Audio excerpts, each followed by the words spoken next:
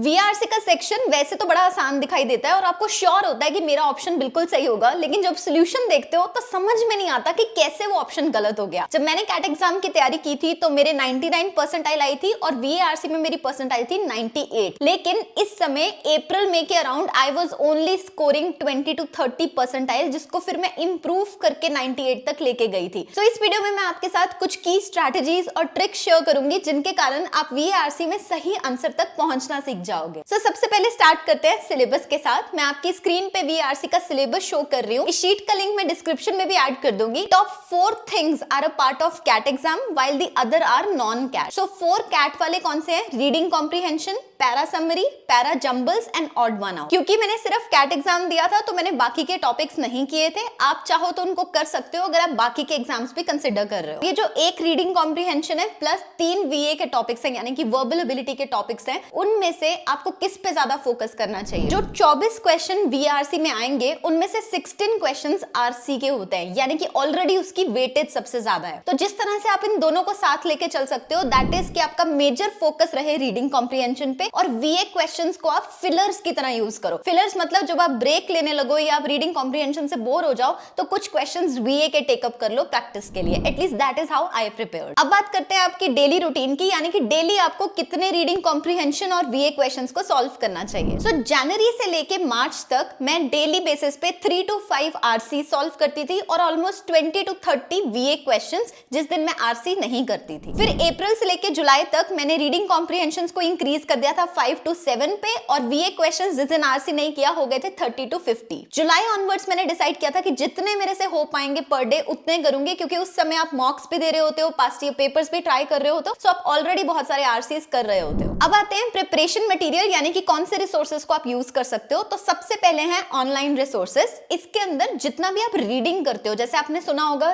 कि जितने आप आर्टिकल्स पढ़ते हो उतना आपके लिए अच्छा रहता है, वो सारा मटेरियल आपको ऑनलाइन मिल जाएगा। सो आप दी हिंदू और लाइव मिंट दोनों की वेबसाइट्स पे उनके ओपिनियन आर्टिकल्स, उनके एडिटोरियल्स पढ़ सकते हो। They will serve the purpose. Second is books. So मैंने अरुण शर्मा की वीआरसी बुक यूज की थी। सिमिलरली निशित के सिन्हा की बुक्स भी आती हैं, आरएस अग्रवाल भी आती है। आप चाहो तो कोई भी बुक यूज कर सकते हो। At the end of the day जो स्किल आपको सीखना है वो जरूरी है, सोर्स उतना इंपॉर्टेंट नहीं होगा। Third is coaching material. So मैंने भी कोचिंग ली थी और मेरे पास जो स्टडी मटेरियल था उसमें वर्कशीट्स होती थी, उसमें कुछ उनकी खुद की बुक्स होती थी, तो वहां से भी मैं रीडिंग कॉम्प्रिहेंशंस को सॉल्व करती थी। अब आई कंप्लीटली अंडरस्टैंड कि आप में से जिनका वीआरसी वीक होगा लेकिन लेट्स से बाकी सारे सेक्शंस बेटर होंगे, उनको लगेगा कि हम कोचिंग के ऊपर 40 से 60 हजार खर्च नहीं करना चाहते। So let me share an affordable option जो कि इस वीडियो के पार्टनर्स भी हैं। You can consider super grades bye top rankers, जिनका एक कॉरेस्पॉन्डेंस कोर्स आता है जिसमें सारे सेक्शंस अच्छे से कवर्ड हैं इंक्लूडिंग वीआरसी। इसमें वो आपको 20 बुक्स का सेट डिस्पैच करते हैं जिसमें हाई क्वालिटी क्वेश्चंस होंगे और इनमें 7 वीआरसी के डेडिकेटेड बुक्स भी हैं to help you ace this section. ये आपके सारे एमबी एग्जाम्स को कवर करेंगी। इसी तरह they will also offer you 70 comprehensive full length mock test, multiple sectional topic test, जिससे आप अपनी प्रैक्टिस कर सकते हो और साथ ही साथ में अपनी परफॉर्मेंस को एनालाइज भी कर सकते हो। आपको इस कोर्स के अंदर 35 मास्टर क्लासेस भी मिलेंगी जिसका टोटल कंटेंट 90 प्लस आवर्स का होगा। सो इसमें आपको हर सेक्शन की ट्रिक्स, कॉन्सेप्ट सब कुछ मिल जाएगा इंक्लूडिंग वीआरसी का। ये सारा कुछ सुपर ग्रेड्स इस कॉम्प्रिहेंसिव कॉरेस्पॉन्डेंस कोर्स में ऑफर कर रहा है at a nominal price of 4999। तो अगर आप इसे चेकआउट करना चाहते हो तो इसकी डिटेल्स और लिंक आपको पिन कमेंट और डिस्क्रिप्शन में मिल जाएगा। इसके अलावा हमारा फोर्थ रिसोर्स होता है mock test and past year papers. ये आप जुलाई के बाद स्टार्ट करना, इससे भी आपको एक बहुत बड़ी रिपोजिटरी मिल जाएगी ऑफ सॉल्विंग दीज क्वेश्चंस। एक फाइनल रिसोर्स मैं आपके साथ शेयर कर देती हूँ, वो ये एक्सेल शीट है जो मैंने प्रिपेयर की थी। इसके अंदर भी आपको वीआरसी की अलग अलग वीडियोस मिल जाएंगी और क्वेश्चंस प्रैक्टिस करने के लिए आप सेकंड शीट भी चेकआउट कर सकते हो। अब बात करते हैं कुछ टिप्स और ट्रिक्स की।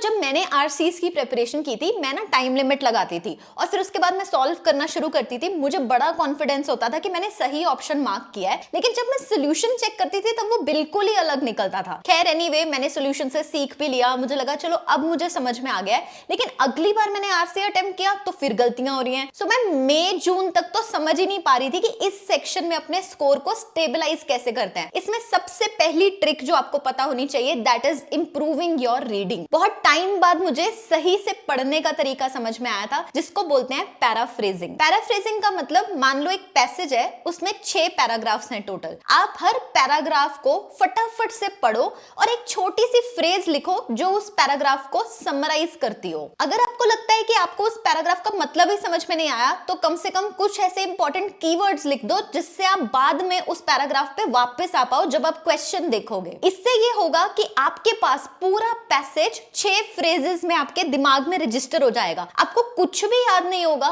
कि एग्जैक्ट नंबर्स क्या थे जो मेंशन थे किसी लाइन में, या फिर किसी का नाम मेंशन था तो वो नाम क्या था। और लेट मी टेल यू कि आपको याद रखने की जरूरत भी नहीं है। आपको इसका प्रूफ देने के लिए मैं आपको बताती हूँ कि जब हम आईआईएम्स में पढ़ाई करते हैं, हमारी जो केस बुक्स होती हैं उसमें केस 30 पेजेस के होते हैं। तो सोचो अगर मैं कोई एक केस पढ़ के क्लास में जा रही हूँ तो मुझे क्या याद रहेगा कि उस पर्सन का क्या नाम था या उसकी कंपनी का इतना कितना प्रॉफिट हुआ था। जब हमें प्रोफेसर क्लास में क्वेश्चन पूछते थे, हम क्या करते थे, उस पर्टिकुलर पेज पे वापस जाते थे, उस पर्टिकुलर पैराग्राफ को दोबारा से रीड करते थे या डेटा को एनालाइज करते थे और जवाब दे देते थे। That is exactly what you have to do with reading comprehension as well. So इससे आपकी जो सबसे बड़ी लर्निंग निकल के आएगी वो ये कि सही से पढ़ने पे टाइम स्पेंड करो, ज्यादा पढ़ने पे टाइम स्पेंड मत करो। कहीं से भी पढ़ाई कर रहे हो, हर पैसेज को 6-7 पैराग्राफ्स पकड़ो और हर पैराग्राफ के आगे लिखो कि इसका मतलब क्या था। अगर आपने मार्क कर लिया कि कौन सी जगह पे इसका आंसर है, तो क्वेश्चन पढ़ते ही आपको सिर्फ उतना सेक्शन रीड करना होता है and then you can mark the right answer very easily. तो ये है वो फर्स्ट टेक्निक जो इंप्रूव करेगी आपकी रीडिंग। जो सेकंड टेक्निक है जो मैंने सीखी थी, that is to improve your comprehension. अब जब मान लो आपने फटाफट से पैसेज को पैराफ्रेज कर लिया और उसके बाद आप गए क्वेश्चन पे, तो आपको कैसे पता लगेगा कि इसके 4 ऑप्शंस में से कौन सा ऑप्शन सही है। इसमें ज्यादातर लोग गलती ये करते हैं कि वो सही आंसर ढूंढने की कोशिश करते हैं, जबकि आपका काम ये होता है कि आप गलत आंसर को ढूंढो और एलिमिनेट करो। This is called the process of elimination. अब आप बोलोगे हम तो एलिमिनेट करके ही सॉल्व करते हैं, लेकिन फिर भी आपका आंसर गलत आ रहा होगा, क्योंकि जो लॉजिक आप यूज करते हो किसी भी ऑप्शन को एलिमिनेट करने के लिए, आप उसके बारे में अवेयर नहीं हो। जब मैंने ये चीज समझी तो मैंने क्या करना शुरू किया, क्वेश्चन उठाया और फिजिकली नोट करना शुरू किया। जैसे अगर आप ऑनलाइन क्वेश्चन सॉल्व कर रहे हो तो एक डायरी लेके लिखो कि ऑप्शन ए में गलती क्या है, ऑप्शन बी में क्या चीज गलत है जिसकी वजह से ये ऑप्शन भी गलत है, फिर ऑप्शन डी में क्या गलती है, तो जो बचा ऑप्शन है सी वो सही क्यों है। वो लिखने के बाद आप उस क्वेश्चन का आंसर चेक करोगे। आंसर में भी जनरली गिवन होता है कि ऑप्शन ए क्यों गलत है, बी क्यों गलत है, डी क्यों गलत है और सी क्यों सही है। आपने ऑप्शन ए को किसी वजह से एलिमिनेट किया, लेकिन सॉल्यूशन कहता है कि नहीं उस वजह से नहीं, इस वजह से एलिमिनेट होना था, तो मतलब आपका लॉजिक गलत था। आपको अपना आंसर सही नहीं चाहिए, आपको अपना लॉजिक सही चाहिए। एक पेपर सेटर सिर्फ limited number of logics he use कर पाता है, तो गिनती के 10-15 लॉजिक होते हैं। अगर आप उनको अच्छे से समझ जाओगे तो आप इजीली ऑप्शंस को एलिमिनेट करना सीख जाओगे। सो बीएआरसी के अंदर अच्छे मार्क्स स्कोर करने के लिए 2 ही टेक्निक्स हैं, improving your reading and improving your comprehension abilities. So I hope कि इन टेक्निक से आपकी परसेंटाइल इंप्रूव हो जाए। अगर आपके दिमाग में कोई क्वेश्चन आता है, put them down in the comments and I'll be happy to help you. Thank you so much for watching this guys and see you the next time.